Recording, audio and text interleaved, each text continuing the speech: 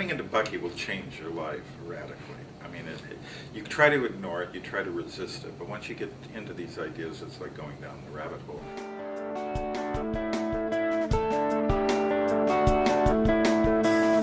I'm Ron Campbell, and I'll be playing Buckminster Fuller in the History and Mystery of the Universe. My name's Doug. I write under the name D.W. Jacobs. I'm the playwright, adapted the material from Bucky's writings, and I'm directing the show.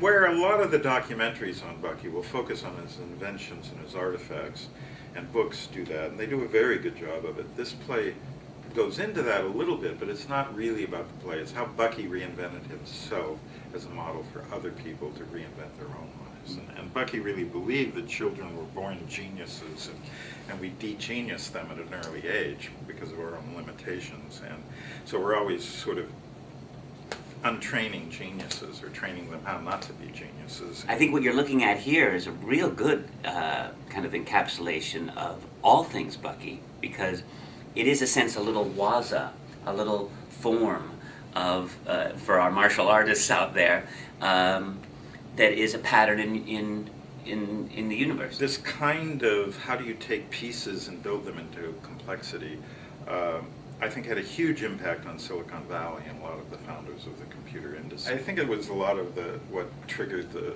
Star Trek generation, and Bucky was in there, and some of his geometry I think would pop up in some of those shows. And well, the same geometry is in the Mars rover right now. Ultimately, it goes back to that child that Doug was talking about. That child that doesn't know that this is wrong, and just dives in. The progression of the show takes us from that time when we were a kid, and then maybe pushes the kid back onto us. It awakens our inner child. I've been playing a clown in Cirque du Soleil for the past 5 years, and my job is to make people laugh. And I still have that mandate to some degree because as a storyteller, but I also now get a chance to help people to think, and more importantly, to think on their own. This is a wonderful challenge to be able to come to San Jose and have that particular audience color my experience doing the show night after night. This man was taking these observed things he saw in nature and applying them as an individual, and he was saying, don't wait for the politicians to help. Do it yourself. He really believed in the individual's imagination to solve the biggest problems.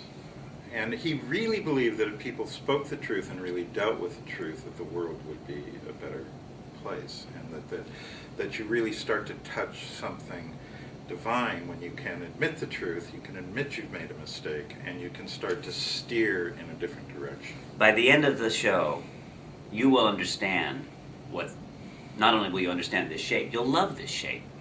And you'll really be happy that this shape exists in the world, and that you'll be proud that this is that you're part of the plan that made this too.